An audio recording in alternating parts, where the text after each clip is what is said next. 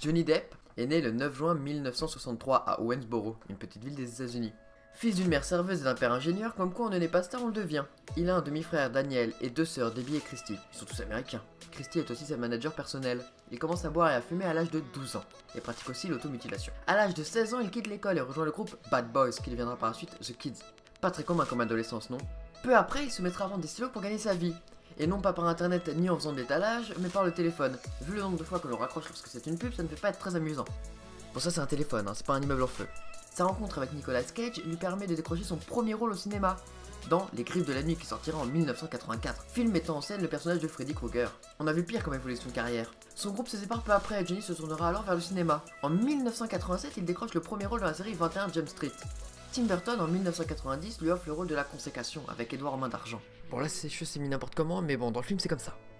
Dans le film, lorsqu'il neige, c'est lorsque Edouard en main d'argent est en train de couper son glacier d'en haut d'une montagne. C'est ce que la mamie racontera pendant tout le film à sa petite fille. Bon, ce que j'ai dessiné derrière lui, c'est pas une armée de nains, c'est juste des maisons avec des toits rouges. Bon, si vous préférez, je rajoute des petites portes bleues, comme ça on est sûr. Dès lors, il devient l'acteur de prédilection de Tim.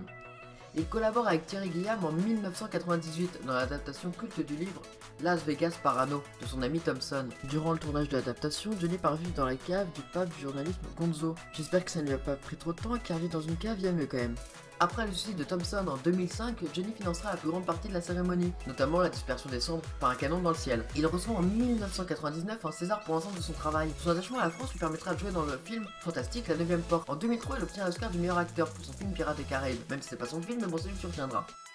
De 1983 à 1985, il se marie avec Loris Ann Allison. En 1988, il tombe amoureux de Jennifer Grey et se sépare en 1989.